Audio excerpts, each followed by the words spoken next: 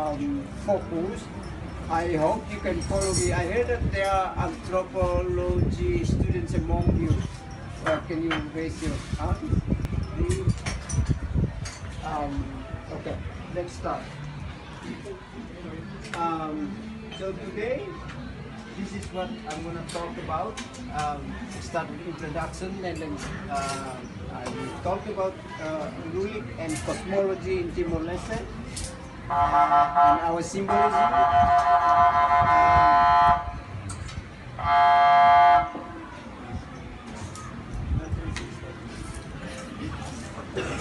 And then what is Lulik in our daily life, and then in relation to external powers, and then in contemporary settings, and then end up with the conclusions. So if you stay long enough in Timor, you will you will hear people say this term a lot, Lulik, you know. Rai Lulik, Poho Lulik, Patus Lulik, everything is Lulik, you know. You will be very familiar with it because but this is what yeah, we talk, it's in our daily life, we talk about it a lot. During colonial occupation, because Lulik is a concept, it's a form of knowledge. So during colonial time, the colonial tried to subjugate this idea of Lulik as a knowledge. If you talk about colonialism, in colonialism discourse, people tend to focus on physical colonialism, but colonialism of ideas, subjugation of ideas, people tend not to talk about it. And then the colonialism of ideas, it's happened to what we have Lulik in our context. I will talk about it later what it is. Now, because we get independence now, we have freedom, so now people bring it back, because it was the colonial tried to suppress it in the past, you know. They try to brainwash the Timorese. They tell them to leave it behind, to embrace the new ideas that the colonial or the external powers brought in, you know. And also that within itself it create a sense of insecurity, cultural insecurity among the Timorese. So sometimes when you ask Timorese to talk about it, they feel a little bit ashamed, you know.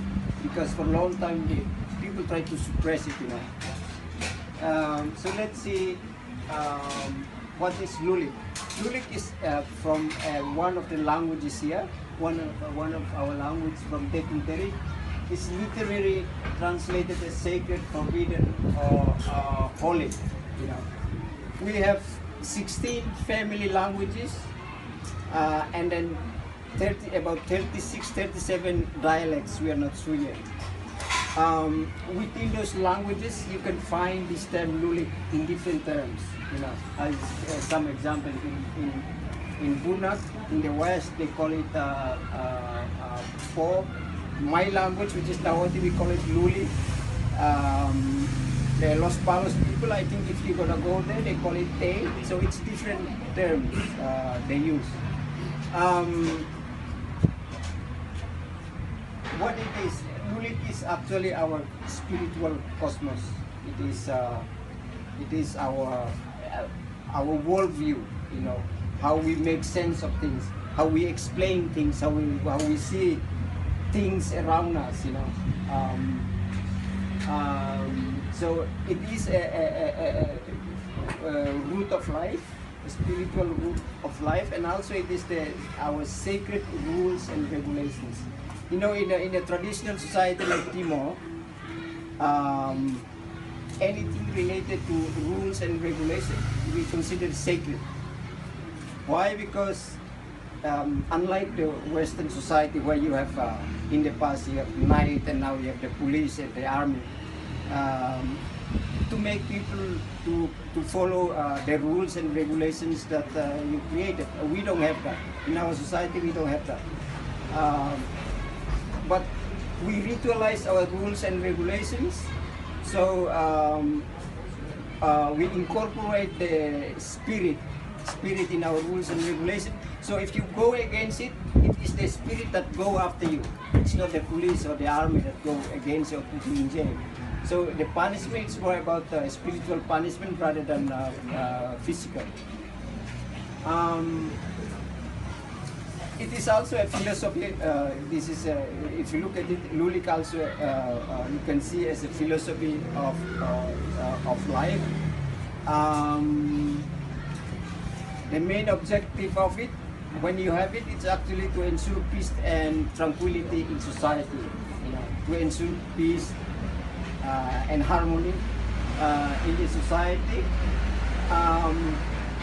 How they do it? Lulik is about balance. There are two things in life, in Timor, I mean in Asia in general, because also our society is a dualistic society, which is based on two opposing things, like male, female, masculine, feminine, good, bad, small, big. We tend to complement these two things, the two opposing things, and balance those two things in order to achieve harmony. You know, I will talk about a bit later. So we have a spiritual world, we have a real world, we have a wife giver, we have wife taker, and so forth.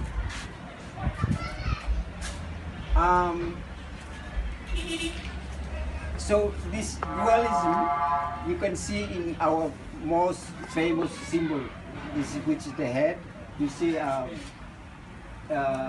two things that tourists are putting on their head. This is very common and the most famous symbol that we have. One is we put on the forehead. It is a horn light, and the other one is a disc, metal disc you put in the head. So that dualistic, this is the representation of dualistic thing that I'm talking about. The horn is a masculine symbol. It put in the head because the masculine is the one that is active, mobile, noisy. So all the masculine characteristic is in the head. We put it in the head because the brain is the one that is very active. And the balancing thing for that is the disc, which is the feminine symbol. Put it in the heart because the heart is quiet, is silent, all the feminine characteristics. You will find this dualistic structure in the Pacific in general. The anthropologists, I think you come across this, you know, maybe stuff. This is our cosmology. Our cosmology, it's not clear there. There are three things there, but actually two. Dyadic led to triadic, something like that. Dyadic? Yeah, yeah. So two, but it's actually three. So the middle there, you see the Lulik. That is the conceptual world, the spiritual world, and the unseen, the hidden world. The other two worlds, feminine and masculine, that's the physical, the physical world, the material world, the real world, the world that we're living in. But the real world we divided into two again, the masculine and the feminine. But if we use the real world against Lulik, then the real world will be the masculine and the Lulik will be the feminine. So this is the combination you find in our society. The relationship between the three worlds. First, don't look at it as masculine equal man or feminine is equal woman. It is not. What I'm trying to say is that I'm talking about the physical world in the context of physical world. Is that it emphasizes men and women can operate in both worlds. So don't see it as like because feminine world is there, woman is in that direction. No, it's men and women, they operate in both worlds. Lulik, because it's in the middle, it is the most important in the hierarchy of the tree. It is the most important one because it holds the most important value for the society, which is viewed as the root of life, the source of life. So life derives from the center, and then goes to the outer world through the feminine, and then go to masculine. The feminine world represents the idea of so Lulik, there are three things in Lulik. There are rules and regulation, the spirit of the ancestors, and also our divinity. Our divinities reside in the area of Lulik. And then the feminine world. The feminine world represents the idea of peace, tranquility, and prosperity. And then the masculine world, they represent the idea of strength, security, and protection.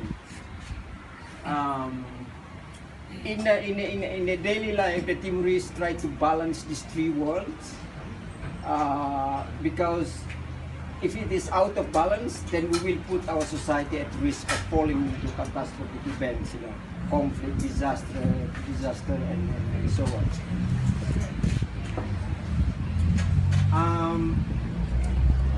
This diagram is replicate itself. You can put it in the entire island of Timor. In that context, you can put it as an individual. I already saw you the photographs where people wearing our symbol, and our sacred houses. The structure of our sacred houses also resemble that. In our settlement, in our local domain in Timor, they also resemble this. Like for example, the Lulik, it's actually, if you look at settlement, it's actually a physical place where they call it Fatin Lulik, or sacred spot, where you are not allowed to go there except for rituals and ceremonies. And then we will have the masculine, the feminine. I will go through that later. So the entities or the institution in these two worlds, I have a table there, but it's not very clear, but you can see that. In the feminine and the masculine, for example, we have indigenous in the feminine and then foreign in the masculine. Old values in the feminine, new values in the masculine. This is actually very important, the old and new values. You see how Timorese adopting new ideas, new concepts when we interact with the foreigners. The new values come into the masculine world, and then we observe, and then later on we adopt it as our own, and then it goes into the feminine world, and then it will go into Lulik, and then it will become our own. That's how ideas, new ideas, how we incorporate new ideas from outside. And then head, tail, it's just an dualism again that I explained before. We have database. Database is our political structure. So dato is the feminine, the ritual, and lirua is the political. We have ritual, sacred houses, political sacred houses, ritual power, political power, wife giver, wife taker, and so on and so forth. And then this institution, they work according to the rules that I mentioned earlier. They balance each other, and whoever in the inside, they are. If you are inside, for example, if you're closer to Lulik, you are ritually superior but politically inferior to if you are outside. I hope I don't confuse you. Our symbolism. Again, our symbolism. You see there's a horn. It looks like a buffalo. It's actually a buffalo horn. It's actually a buffalo there. And then a star. And then there's a bird. What it means later I will show you. This is again, this it's actually a horn. On that side they also have this. So it's resemble a horn. And there's a bird And also you notice the color green, white, and black. It's important. Again, this one you see the horn, and then the bird. It's obvious, and then in the middle there they have a hard sun in the middle, and also the color again green, black, and white. This one I think the color washed off by the rain, but you see again the horn. There's a moon and there's a star. What all the symbolism means in Timor.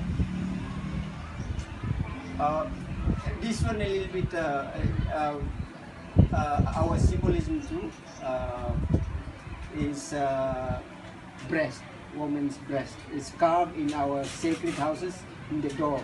Normally you find this in our matrilineal society, which is comprised of about 10% of 12% of our population. And then last picture in there, it's also you see two breasts, but it's chopped off. You know, I think the church find it too erotic, and then they ask people to chop it off. So what it means? You see the star and the white color. That's in the middle. That's Lulik itself. It's the concept, the spiritual, the divinity. That's the representation of it. The bird, the moon, and the breast. That's the feminine, representing the idea of the feminine. You know, the fertility. Represent the idea of fertility. And the buffalo horn and the black color, that's the masculine. Why we use buffalo horn? Because buffalo is the strongest animal here. That's why it represents the idea of masculinity, of strength and protection. And bird or green is fertility, because you know bird they take seeds from one place to another. It's also a symbol of Timorese women who carry life from one family to another family when they marry. It's like a bird. That's what the symbol is. You know, white color of the idea of holy and all that. There are a few other sacred houses there from different parts of Timor. If you look at it, I think you will see some of this when you travel in Timor. You will see the symbolism on top of sacred houses. The one in the corner at the bottom on the left, particularly that one from Los Palos, I think when you go there you will see some of those. You see horn and bird, it's clearly there, but the star sometimes they don't show because it is hidden. The star is hidden, represent the hidden world. In daily life, our belief system, so Timorese believe in fertility goddess. So our god is a feminine, it's a woman. You see our Venus is there. The picture is not very clear. Pre-Portuguese time, our religion is focused on fertility. So we pray to a woman until Portuguese came and changed everything to focus on masculine god. You know. And then particularly this one, in Tetu we call it Maromak.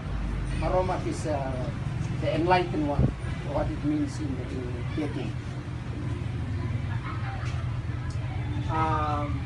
The idea of gender. You know, in Timor,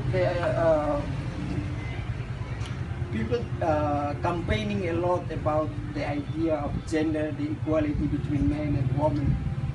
In our tradition, it is embedded, but it is less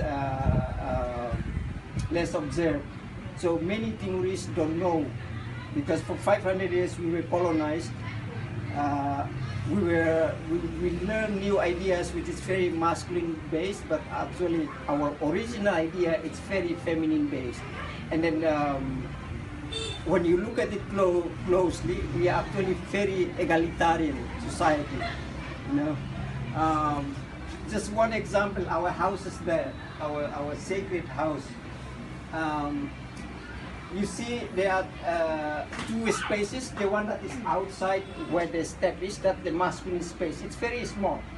The masculine space is very small. And the one that is inside, which is the feminine space, which is bigger, you know. It's very big. In our houses, the space, the bigger space inside the house, it represents the womb of woman, where life goes on, you know. The masculine space, it's small because they are just a guardian of life. That's why they have small spot. They are not big, and they are not the most important one. The most important one is the inner space where the feminine is. So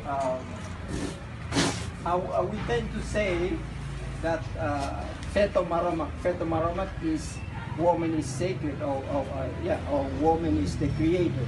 So we believe that life is centered around woman, not men. Life is created by woman, not men. Until the Portuguese came, they introduced Christianity, then we start learning about the idea of life created by a white-bearded man. You know. But before, we believed in Maromak, which is the source of life, which is coming from the center in the diagram that I'm talking about before. And then a lot of talk, if you read the gender reports, there are a lot of saying that theorists tend to keep women out of public, but that is not true.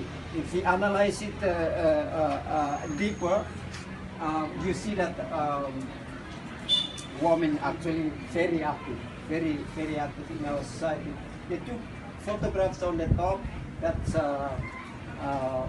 when former President Tau Matanua visited all the villages, and then just two photographs of many women participation. They come out and they voice of their concern. They talk in public. But if you read the gender report, they tend to say that women actually, we kept it at home. They are not allowed to go out, which is not true.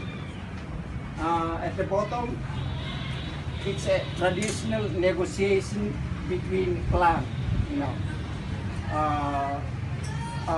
The photograph there, it's two women representing their clan to negotiate with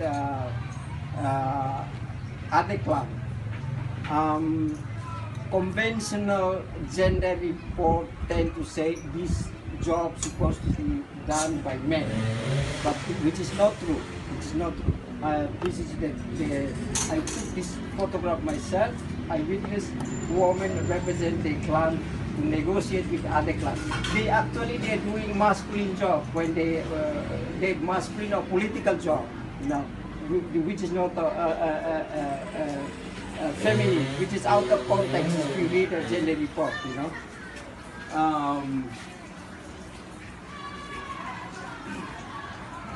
Our political system. So we have the separation between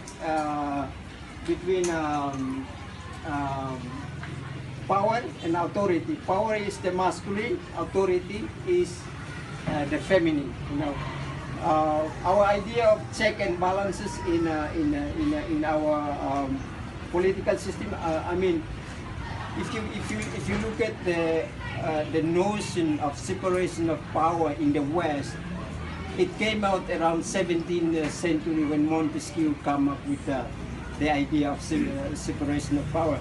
I mean, our ancestors, they already have that idea, but it's not between legislative, judicative, executive, and so on, but our separation of idea between the ritual and the political. So the political, it's actually the slave of the ritual.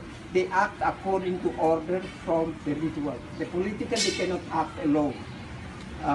They have to conform with the rules and regulations from the ritual, and the ritual interpret that it's coming from, again, from the inside, from Lulik itself, where our regulations is.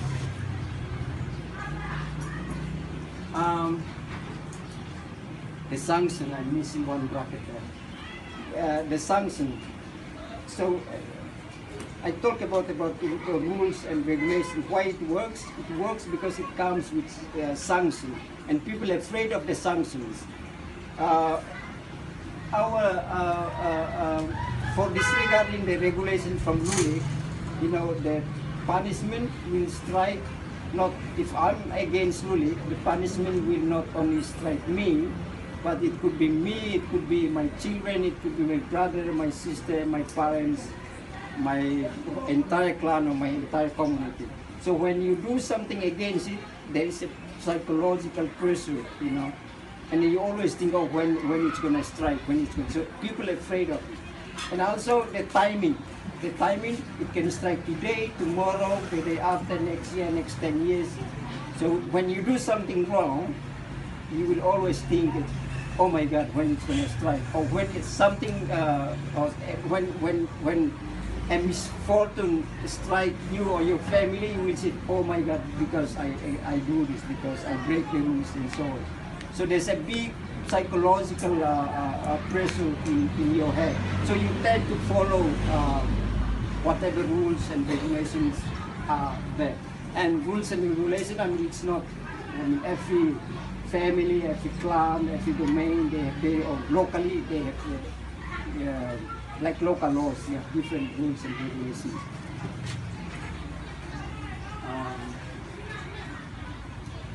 With the external powers, you see when we interact with the Europeans, they hijack, especially in our belief system, they hijack a lot of our belief system. You know, our fertility goddess, which is called Maroma, from Tetun Terik, the church adopted it and they put it inside the church, so the Christian god now they call Maroma, but it's already referred to a masculine god. And also Maroma Koan, which is the highest ruler of the island of Timor. It's actually a woman, represents the idea of fertility, which is the daughter of Maroma. But now that title is now already inside the church to refer to Jesus Christ. It's already a masculine one. You can read that in a book, Wehali. It's published from Tom Terik from ANU. It's all explained there. Also, the Portuguese administration tried to harness the power of Lulik that we have, you know. They tried to distribute a book and then hat and then a rattan stick symbolize power, and they asked our local rulers to put that in sacred houses. By putting the object that they distribute, put inside our sacred houses, they try to establish themselves in the middle of Lulik itself. So that make the Timorese afraid of them to prevent rebel against the colony itself. The Indonesian, they don't work with Lulik alone. They use a little bit, but not so much compared to the Portuguese. That's why the Portuguese stay solo, and the Indonesian they don't work with it a lot. That's why we, we fight against them a lot. In contemporary setting, if you look at the local level, we still have the complete diagram. We have complete world view. And it's working. We still, people in the villages, they still use it because this is what they used to, you know. The modern concept, laws, regulations is there, but they are not familiar with it, you know. And then at national level, you see they are across two layers because we have not properly recognized what we have locally. We adopt a lot of things, which is we only operate in the masculine world. We tend to forget what we have locally. That's why, of course, two other layers doesn't exist in our nation-state context. A little bit of conclusion. This is an initial research, and I keep updating it because there are a lot of things, because it's a